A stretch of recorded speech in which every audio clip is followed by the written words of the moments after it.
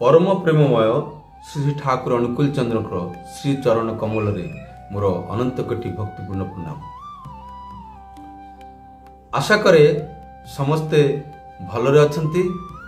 समस्त दादा और माँ मानकर सर्वांगीन उन्नति और मंगल पाई मु परम पिता रंगारातुल चरण रे प्रार्थना रखे। आज आम प्रसंग सत्यानुष्ठान गोटे बाणी उपरे आमे आलोचना करिबा। या पूर्व जो बाणी पाठ आलोचना करचु आपण समस्त शुणिथिबे। निश्चित भाव परम प्रेममय कथा भल लगिथिबो। आउ मो चैनल को सब्सक्राइब कमेंट मध्य करिसेंती। समस्त को मोर हृदय अभिनंदन धन्यवाद कृतज्ञता जनाए। आज आम जो बाणी पाठ करने जाऊँ से बाणी हूँ मोर काम क्रोध आदि गला नहीं कही चित्कार कले केबे मध्य से माने जानती नहीं। एमिति कर्म एमिति आचरण एमिति चिंता अभ्यास करि नेबाकु हुए जोथरे काम क्रोधर गंध भी न थाए। मन जेपरि कि से सबु को भूली जाए। एति कथा ऊपर हमें आज आलोकपात करिबा। वीडियो बहुत बड़ हो गले अब किए शुणु ना नहीं। तो काम क्रोध ये काम क्रोधटा कौन? काम क्रोधटा हूँ आमर 6टा रिपु अच्छी जहाँ को आम षड रिपु बोली कहूँ। शास्त्र यह कह जाइए से षड रिपु कौन? काम क्रोध लोभ मोह मद मत्सर्य। यही 6टी हूँ रिपु अर्थ शत्रु जहाँ आमर अस्तित्वर शत्रु। ते कामटा कौन? मनीष तार सुख स्वच्छंद और समृद्धि पाई जहाँ जहाँ प्रयोजन ताहाठु अतिरिक्त अधिक अर्थ बा कौनसी भोग विलास द्रव्य बा को चाहिबा बा वासना करिबा अतिरिक्त वासना को ही काम बोली कहा जाए। अर्थात आम भितर जो इच्छा आकांक्षा थाए सेटा जतिकी आवश्यक ताठू अधिक हेले सेटा वासना बा काम बोली कहा जाइए। आउ यह व्यतीत आमर जो पुरुष स्त्री विपरीत लिंग रो कौनसी व्यक्ति प्रति आकर्षण बा जड़े आउ जनकर शरीर को भोग करिवार जो इच्छा सेटा को मध्य काम कहा जाए। एई काम रूप एते भयंकर जे आउ जेते गुड़िए रूप आमर अच्छी से गुड़िकर सृष्टिर कारण होता है। तापई अधिकांश क्षेत्र रे ए काम रिपुटा ही दायी। काम क्रोध लोभ मोह ये सब जो होची अन्य जो गुड़ा एगुड़ा सृष्टि बार मूल रे होची काम प्रयास अधिकांश क्षेत्र में। एथर जीवा क्रोध। क्रोधटा कौन?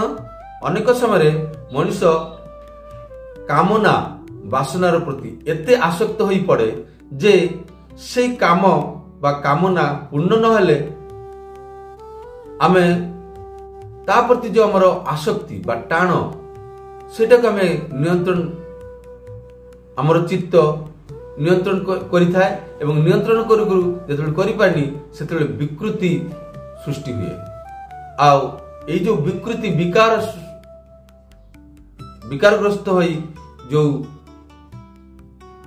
परिस्थितिटा हुए ताहा होची आमर क्रोध। अनेक समय मनुष्यर अहंकार को आघात पाइले माने निजर मन को आघात पाइले से एक क्रोध रूप द्वारा प्रभावित होता है। तापर आछि लोभ। मु संक्षिप्त रे कहूची, अधिक चर्चा करी कि समय नष्ट करबार आवश्यकता नहीं। लोभ लोभ आम मन भितर कौन सी वस्तु पाइबार इच्छा,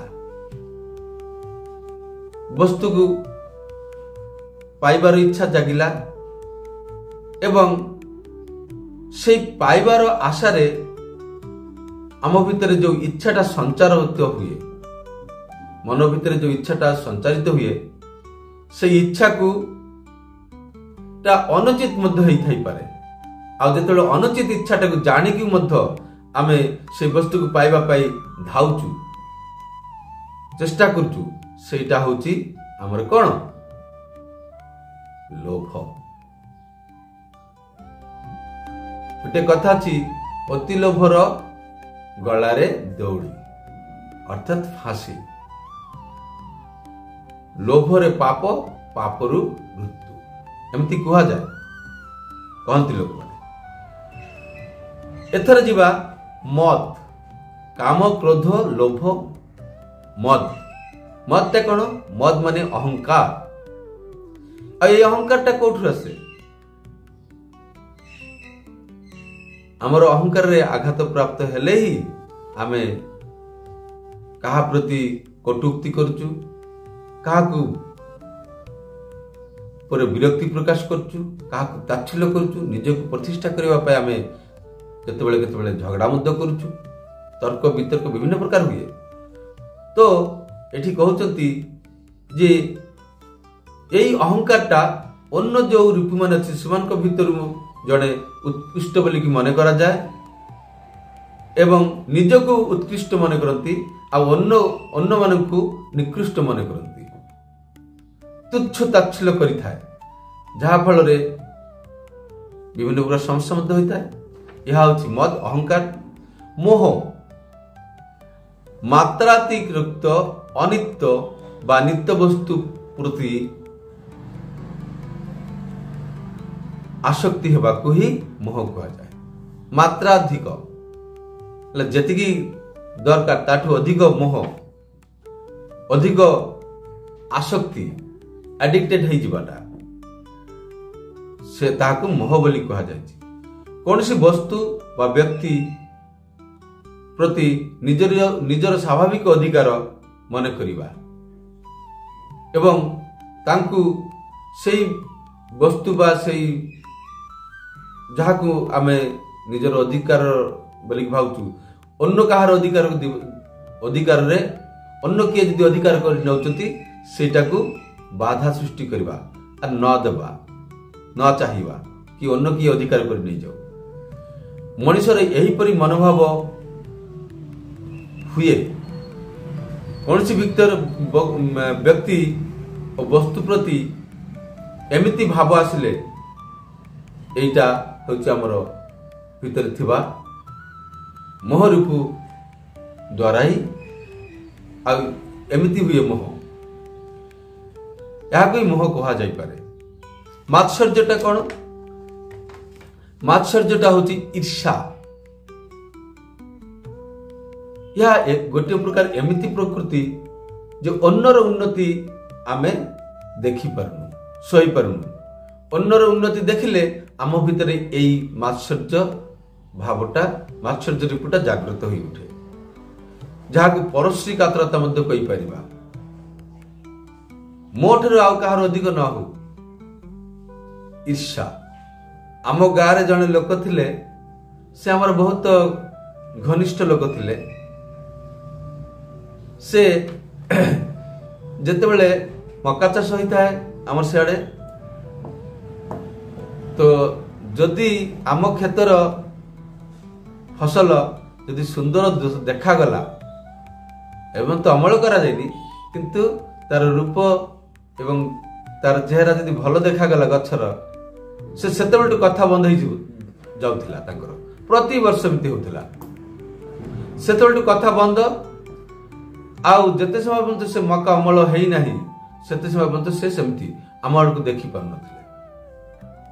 कारण ईर्ष्या परसी कातरता अन्यर उन्नति देखिकी रोदन करवा रागी जीवा एटा सही पारती एटा होची मात्सर्य हेले जो मनीष एई षडरिपुर कबल मुक्त होइचंती बा निजको कंट्रोल करि पारचंती एई सब गुड़िक भगवान आम भितर देइचंती परम पिता हमको देइचंती कोन पई हमरी कामरे लगाइबा पई किंतु आम जदि यार मात्राधिक व्यवहार करू हेले आमे असुविधा रे पड़ू जमिति अल्कोहल प्राय प्रत्येक औषध भितर अल्कोहल रही था जति कि आवश्यक हम पाए किंतु जदि आमे अधिक नेबू हेले आमे विकारग्रस्त हो रोगग्रस्त हो विभिन्न प्रकार समस्या सम्मुखीन तेणुक श्री श्री ठाकुर कहउचंती मोर काम क्रोधादि गला नाही कही कि चित्कार कले पाटी कले केबे मध्य से माने जानती नाही एमिति कर्म एमिति चिंता अभ्यास द्वारा एमिति अभ्यास करिनेबा हुए जहा द्वारा कि से पाखरे काम क्रोधर कोनसी गंध ही न रहे एमिति भावरे चलिबो श्री श्री आचार्य देव कहउथंती जे माने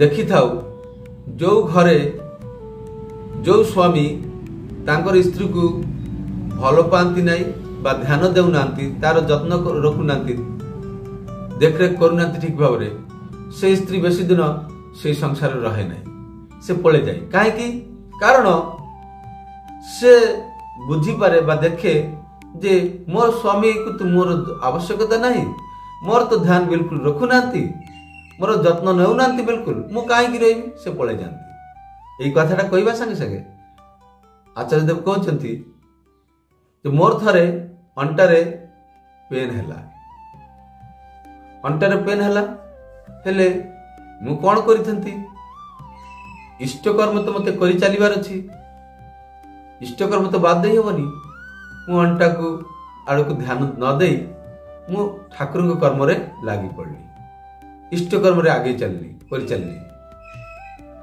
एमती हो से पेन केबे पळई गला मु सेटा जानि मध्य पारली नै अर्थ से पेनटा देखिला ये तो हमर को ध्यान दउनी जेते पेन हेले मध्य से किछि रहु नै सहु नै से तो तार बाटरे से चलछि आमे रही करी कोन करिवा अर्थ हमर कोनसी रोग व्याधि यदि होउछि आमे तार जदि बेसी ध्यान देबु हेले से हमको आउरी पाइ बसिबो कारण हमको से देखिबो जे मोर तो भलो ध्यान रखुछन्ती मोर तो जत्न रखुछन्ती भलो तो एमिति भाबरे मध्य आमे रोग व्याधि को मध्य साइड करि देई परबी एडै जाई परबी अवॉइड करके आगे जाई परबी किंतु ता ना करी जे आमे जदी हमरो रोग हे गेला एटा हे गेला सेटा हे गेला एमिति करके चिंताग्रस्त हे पडू ले रोग हमको आउरी जाबी तो ठीक सही बळी काम क्रोध एगुडी को मध्य हमरो सही बळिया गोटे मात्राधिक ही गले सेटा मध्य हमर पाई गोटे रोग तेणु यहाँ प्रति हमर ध्यान न देई श्री श्री परम पूज्यपाद श्री श्री आचार्य देव कहला भली तांकर अनुसरण करी आमे इष्ट कर्म माती रहले मोर इष्ट कौन कहिसंती सेई कथाटी को मने रखी कि आमे जदि चलिबू हेले आमे निश्चित भाव रे ए काम क्रोध बा षडरूप को निज नियंत्रण रखि परबा आ जो माने ए काम क्रोध को नियंत्रण रखि परती से माने महान होई जान एठी परम पूज्यपाद श्री आचार्य देवको किपरि भाव चलुचंती किपरि भाव तांकर अभ्यास भाव रे फॉलो करबू हेले किंतु तांकर पूजा कराला पूजार अर्थ धूप दीप लगै की एमिति करी की बा नडिया चढ़ाई करी ये करवाटा ही पूजा नुह पूजा होची चलन चलन पूजा तांकर चलन को आमे अनुसरण करवाटा ही पूजा जाओ वीडियोटी बहुत बड़ ही जीवो या परवर्ती प्रसंग सत्यानुसरण आमे आलोचना करिबु नेक्स्ट बाणीटा आलोचना करू आगे जी। ठीक अच्छे आज ये रहा समस्त भल रे सुखर रे स्वास्थ्य रे सुंदर रे आनंदमय इष्ट को मथारे करके चलिए एवं सुंदर स्वस्थ जीवन अधिकारी हे यह कहीकि मोर पाठ आलोचना शेष कर। सर्वे सुखिन भवन्तु सर्वे सन्तु निरामया सर्वे भद्राणि पश्यन्तु मा कश्चित् दुःखभाग् भवेत्।